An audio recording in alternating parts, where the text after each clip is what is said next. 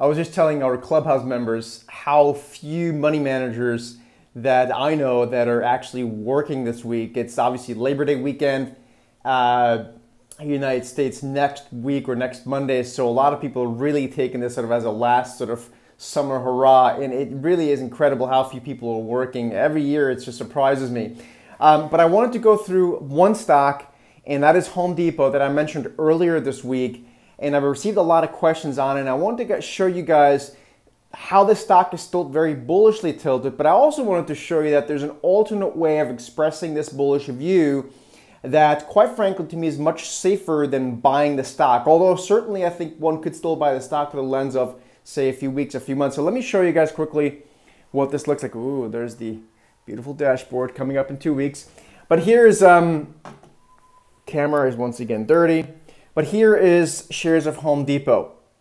And what you'll see, as soon as I get this tripod correct, you'll see on the weekly chart particularly, this is where things are looking quite interesting. So first, let's kind of start on the daily chart. We're going to do it a little bit reverse today to just kind of, bring the point home of the bullish setup. But you can see here, this is purely technical analysis, but you can see we've been in a consolidation phase ever since, let's call it early June. The stock hasn't really been able to really meaningfully break higher. We've had a down move, an up move, a down move, an up move. But ultimately, I think, the way this looks, particularly on the weekly chart, as you'll see, this is a bullish setup. And this is exactly what the point is now. So let's look, because on the daily chart, we don't see really exactly what's going on.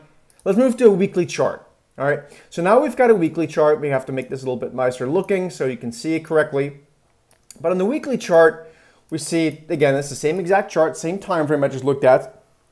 But here what you can see is that we continue to have these seller exhaustion periods, i.e. bullish reversal. Seller exhaustion, follow through buying. Seller exhaustion, follow through buying. So to me, at this point, this is a stock that, even though I do think ultimately it should move higher, or could move higher, I should say, particularly here on the weekly chart, it's not a stock that I necessarily personally need to buy right now. I would prefer to make a bet that this stock is simply not going to drop a whole lot below, say, $190 or so. That's a very different bet. And that's something that, I always try to tell people, even though buying stocks for the long term is a great thing, if you buy the correct sectors and groups and do a sector and group rotation game, there are alternate ways of doing this. And one alternate way of doing that is by doing what's called these credit option spreads. It's not for everyone, but if you want to generate income, and I think at the core, most people that we deal with,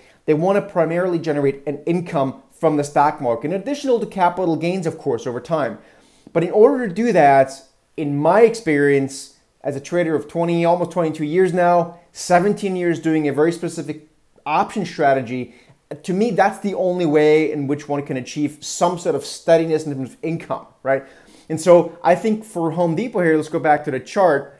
Again, one could buy the stock. I just think making a bet that the stock is most likely not going to drop, let's say, below 190 or so, to me is a safer bet. So one way of doing that is by doing these credit spreads. And so what you can do before we head into Labor Day weekend, you can join us in a special webinar. We're going to do it Thursday, August 30th. So that's tomorrow at 7 p.m. Eastern. It's at 7 p.m. New York time, 4 p.m. Pacific.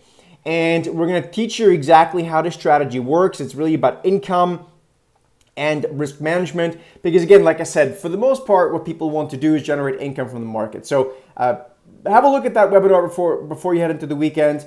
It's there should be a sign-up link down below or in the email if you're watching it to an email.